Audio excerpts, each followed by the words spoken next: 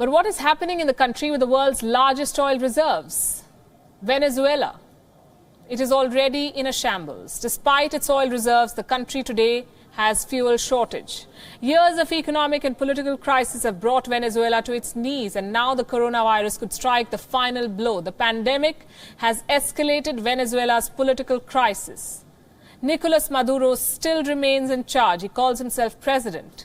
But challenger Juan Guaido has called for a broad coalition to take Maduro down. Will the coronavirus crisis end Maduro's grip on power, or will it make matters worse? What's in store for Venezuela? Joining us tonight is the man who calls himself the president of Venezuela. More than 50 countries, including the US, recognize him. India doesn't. He's joining us from Caracas.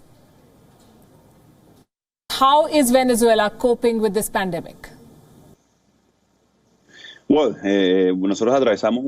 going through a complex humanitarian emergency that already has 15 to 20% of the population at the risk of death. We have the second largest migrant flow on the planet after Syria, a country that is at war. Our health system has collapsed. 60% of our public hospitals do not have piped water. 80% of our employees don't even have soap at the moment. Now with the pandemic, with the coronavirus outbreak, it has become much worse, and we have great concern because we have no way of treating the severe cases. There are only 84 respirators for a population of more than 30 million people. If the curve behaves in the same fashion as it has in other countries, we will face an unprecedented humanitarian catastrophe in Venezuela, an oil country that today only has oil. Because unfortunately, they destroyed our oil industry, making it much more difficult for us to tackle this pandemic. Your country has been deeply divided politically for months now, and it has seen violent protests and shortages as well. How has this division hampered Venezuela's response to the pandemic? At some point, Venezuela was divided or polarized. Today, the majority of our population, more than 90% according to opinion studies, wants a political change. They want to live with dignity. They want their rights to be respected.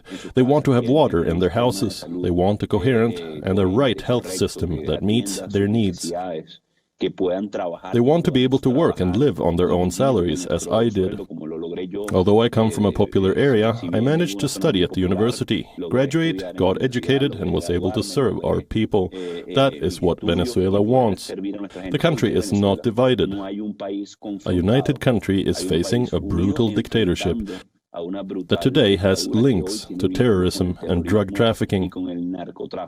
At this time, we are also facing the pandemic. We must always put the citizen first, attend to their needs, and for this reason, we are making every effort to obtain the necessary humanitarian aid, even recognized by the dictatorship at this time. In this case, India, with its big pharmaceutical companies, can collaborate and help a lot. It is the largest democracy in the world today. Prime Minister Narendra Modi has made important policy expansions on the economy front. Today, India has also an important refiner for Venezuelan oil. In the future, we must continue to strengthen these relations between our countries.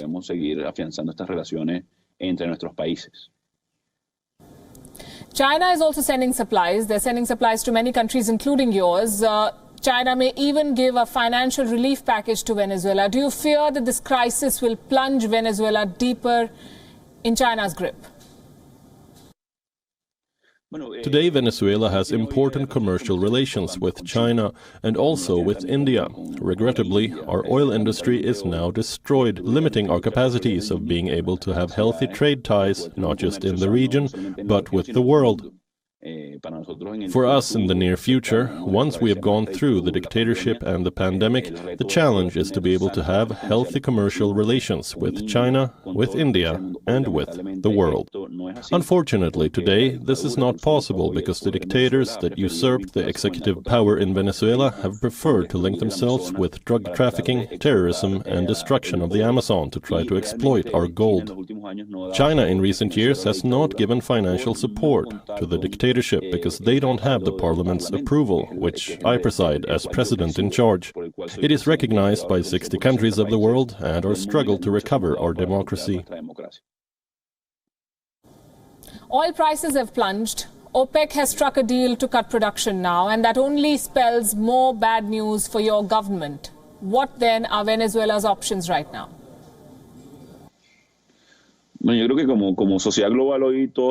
believe that as a global society, today, we all have to take our responsibility.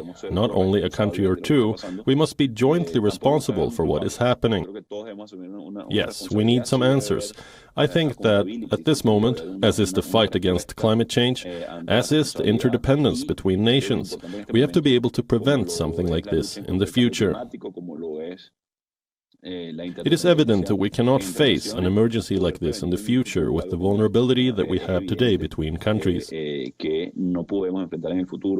We must look for joint answers to problems that belong to everyone.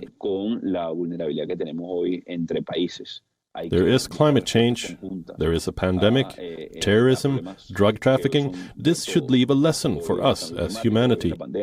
In the case of Venezuelans, in the case of Latin America, the current vulnerability of our health systems call for our attention.